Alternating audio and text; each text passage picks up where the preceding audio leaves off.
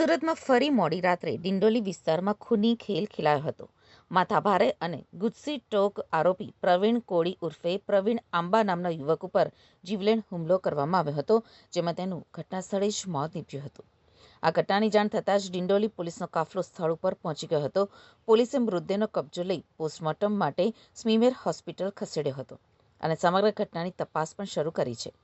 પ્રાથમિક તપાસમાં સામે આવ્યું છે કે ભૂષણ પાટીલ અને તેના અન્ય 3 સાગરીતોએ મળીને પ્રવીણ કોળીની હત્યા કરી છે. જોકે ઘટનાને અંજામ આપ્યા બાદ તમામ આરોપીઓ ફરાર થઈ ગયા હતા.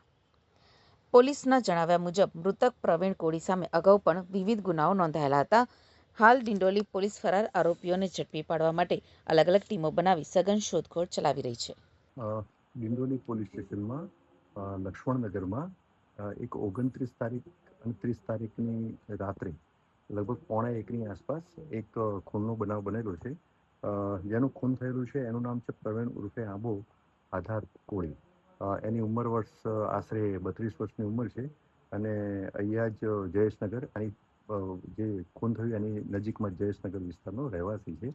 અને આ જેનું મર્ડર થયું એના વિરુદ્ધમાં અગાઉ ગુસ્સી ટોક, આર્મ્સ એક્ટ, NDPS એક્ટ અને બીજા બોડી ઓફેન્સીસ દાખલ થયેલા છે.